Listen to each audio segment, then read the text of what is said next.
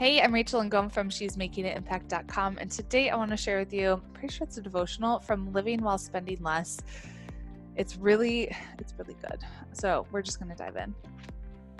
If you're struggling with feelings of discontentment, you may not be feeling very blessed, and you may have no idea on where to start. And if so, consider that you're reading or listening or watching this content. And according to UNESCO, 26% of the world's adult population is illiterate, and women make up 2/3 of that number. There's a strong correlation between the poorest countries and those with the lowest literacy rate. Moreover, people in many countries around the world, including China, Iran, Syria, Saudi Arabia, Vietnam, North Korea, have tightly restricted access to books, newspapers, and the internet. Reading is a gift. You're not hungry. In the past 24 hours, you've probably eaten at least 3 full meals, and chances are you've never had to experience the pain or exhaustion caused by lack of food or the fear of not knowing where your next meal will come from. The United Nations Food and Agriculture Organization estimates that 870 million people, or roughly 1/8 of the world's population, are suffering from chronic hunger. In fact, 1/3 of children in developing countries are considered malnourished, and more than 1/2 of the deaths of children each year are linked to poor nutrition. Food is a gift. You have access to medicine. As the debate over healthcare rages in Washington and lines are drawn in the sand, we sometimes forget how fortunate we are to even be having such a debate. We don't think twice about the antibiotics, vaccines, painkillers, and prenatal care that keep us healthy.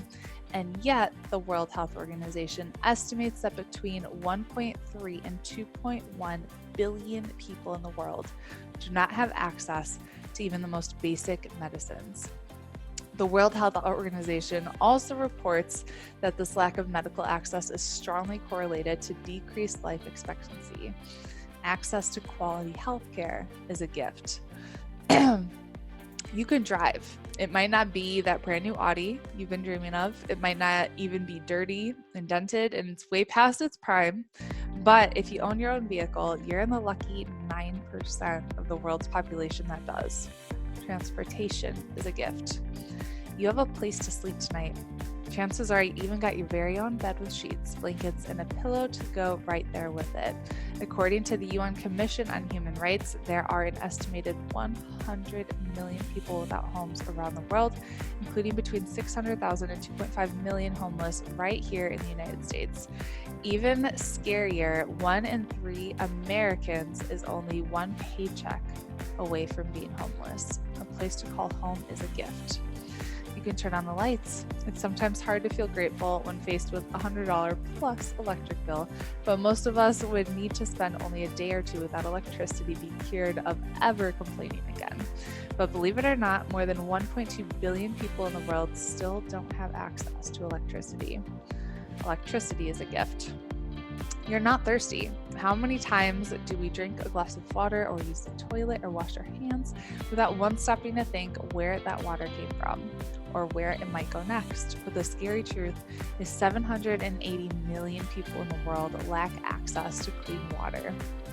Even more sobering is the fact that every year 3.4 million people, many of them children, die from water-related diseases. Clean water is a gift.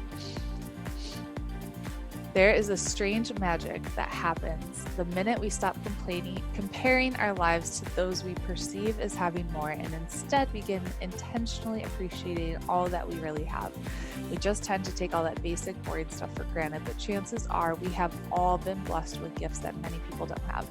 When we open our hearts just enough to see the blessings we've already been given, our whole worldview changes from one of longing to one of overwhelming gratitude and joy.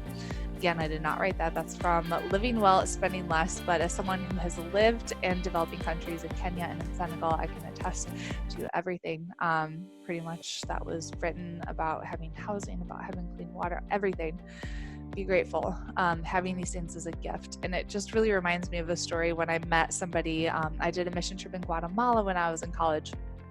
And this guy, I mean, he lived in, it was a very tiny little shack, and he was obviously poor by our standards, did not have much, and he was so happy. And I asked him, why are you so happy? And he goes, I have a roof over my head, I have food to eat, and I have my family, and I have my God. And that's all that I need. Just some good perspective and food for thought for you today. I'll see you tomorrow.